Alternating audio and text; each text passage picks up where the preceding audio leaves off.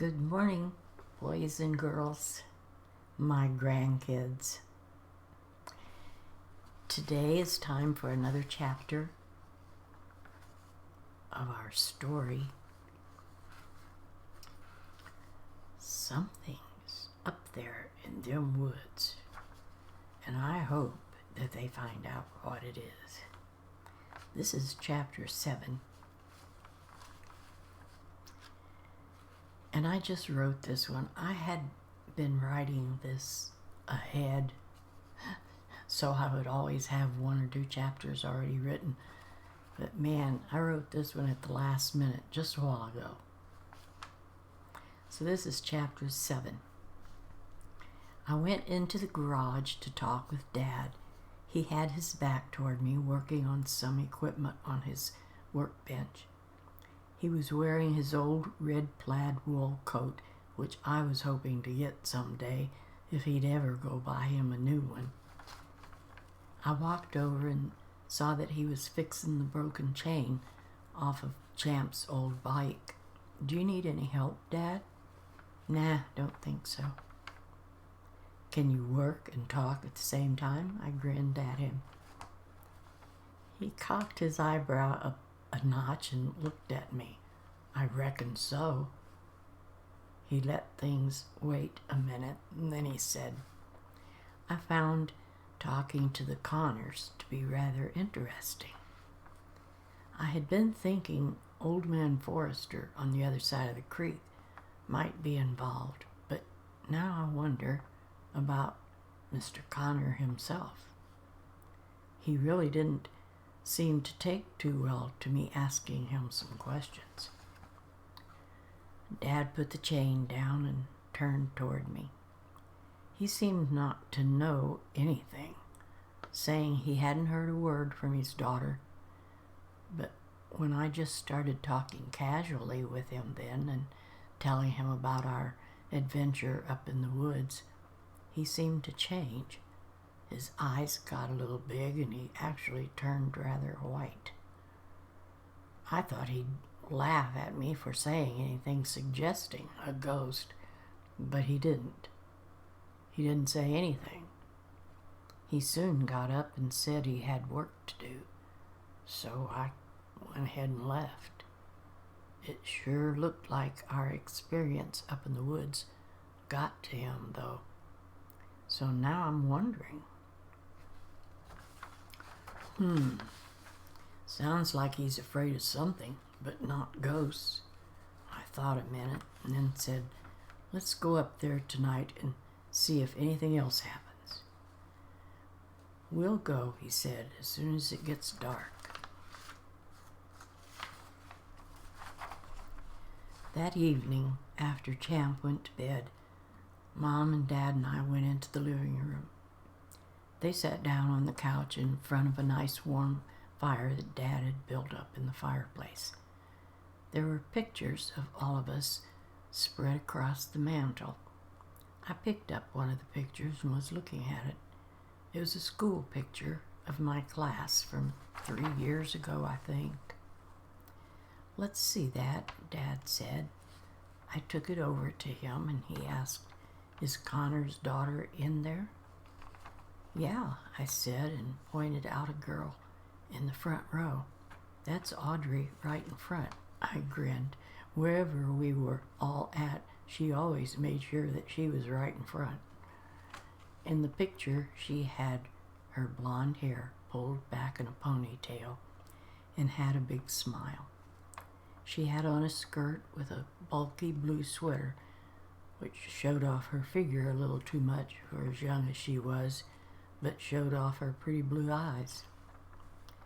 Well, Mom said, she's a pretty girl, and she looks like the type that would run away to a big city. She sure wouldn't have been happy stuck around here long. Dad looked at the clock, then at me. You ready to make the trek up into the woods? Put on something warm. Excuse me, kids. Within the hour, we were hiking up that trail. It was 10 o'clock and dark. The moon was nowhere to be seen. It was probably hiding behind a cloud somewhere. It looked like it was going to snow heavy by tomorrow. Razor decided to come with us, evidently forgetting the experience from the other night. He scampered on ahead, trying to sniff out something interesting.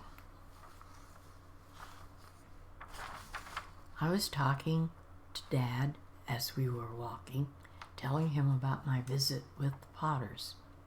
I told him about how chilly it was in their house and that I had offered them wood through the winter. Dad said he'd take them up some tomorrow. I told him I'd already loaded the back of the truck up.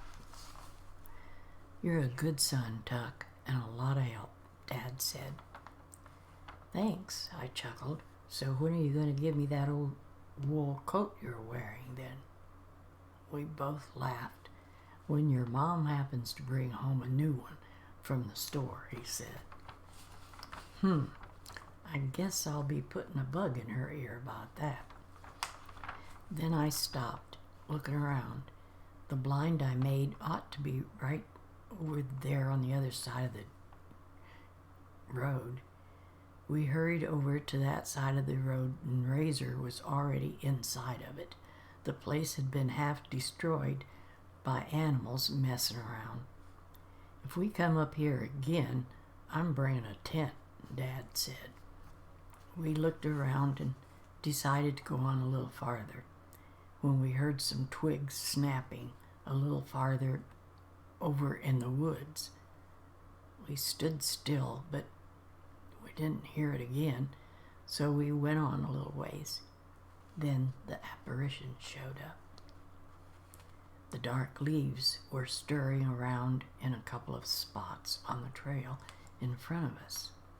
This outline that we couldn't yet could see started to form.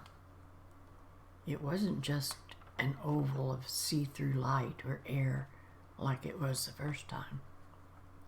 And it wasn't just trying to form a hand or a leg this time. It was almost fully formed, though still ghostly looking. It was a female. Dad and I stopped and looked at each other, and he reached out and took hold of my shoulder, wanting me to stay put. I said, "I wonder why it seems to want to stay up here in this area. I've not heard anyone say anything about seeing something weird in any other part of the woods around here." "Me either," Dad said. "Let's move a little closer to it and see what it does." He walked closer to it, and it held a fully formed arm and hand out toward us, then bent it back. "Is it motioning for us to come?" I said. "Looks like it. I wonder where. I've never been too high up in these woods on the mountain," Dad said. "I've heard that a hunter used to live way up there in a shack. Something happened. It burned down, I think, and he moved away. There's probably not much left of it at all by now. I've never heard anyone mention the place." We started following the apparition again as it slowly drifted up the trail. "Maybe we can go up there and look around sometime." I grinned and said, "Maybe like going on a treasure hunt. Champ would like that." Dad just grunted. The apparition stopped and looked back to see if we were still following. At that moment, we heard a loud crack that sounded like a rifle shot. Dad grabbed me and shoved me to the ground. The apparition just faded away, out of sight, and Dad had hunkered down beside me. "That's right near us, Tuck. I think someone was firing at us, or at the apparition. Maybe someone doesn't want us to follow her, if it is her." Let's get back down home. If whoever it is lets us. Be careful, son. Tomorrow, when it's daylight, we'll hike up there and see if we can find where that cabin burned down. Maybe that's where the ghost was going to take us. Maybe that's why someone fired that rifle. They didn't want us going up there for some reason. We turned and headed down toward home. So, grandkids, in the next video, we will see what they do the next day, making their plans to trek up there to that burned down cabin and see if anything's up there. So that might be exciting. So I'll see you all next time. Bye-bye.